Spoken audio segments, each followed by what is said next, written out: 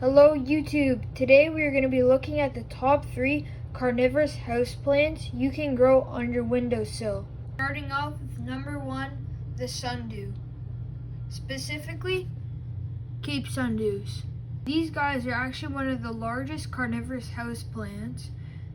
They can also be very helpful because one of the main prey they catch as food is actually fruit flies. You won't have to be worried about feeding them anytime soon. Here are some other kinds of sundews, although some of these may not be as easy to grow. Here's one. These guys are pretty small, but they're still cool. They have like these reddish tentacles, and they also are flat, unlike the Cape sundews. There is one more. This one is a pretty cool one. It has these tentacles that branch off into these curves, and they will actually get pretty big, and they'll stack on top of each other looking like antlers. Alright, the next carnivorous houseplant I have are Panguiculas or butterwort. These guys are similar to the sundews, except all these are easy to grow. These come in all shapes and sizes. So these guys, this guy and this guy, are Panguicula gigantea.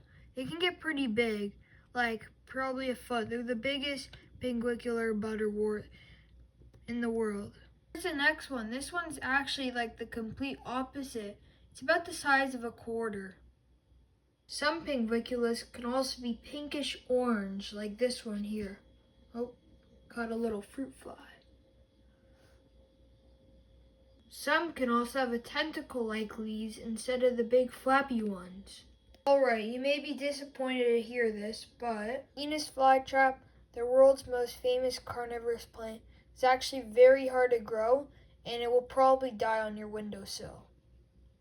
But that brings me on to the last plant, which is actually down here, in another terrarium I made.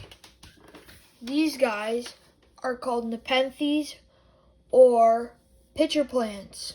Unlike sundews and Panguiculas, these guys don't catch bugs using sticky leaves or snap-like traps like the Venus flytrap. These guys actually catch bugs using these pitcher-like jugs. So they have this rim of nectar that bugs come to fly over and eat. This nectar is very sweet and intoxicates the bug and makes it fall in through that slippery rim. And inside the pitcher, there's actually, if you can tell, but there's actually digestive liquid in there. Nepenthes, or pitcher plants, can also grow these massive pitchers like this one. And this one's still a baby. The pitchers on this one, Nepenthes maxima, can get up to 14 inches in size. You do have to keep in mind, though, how big some of these pitcher plants can get. Like this is my hand. This is massive, and this is still a baby.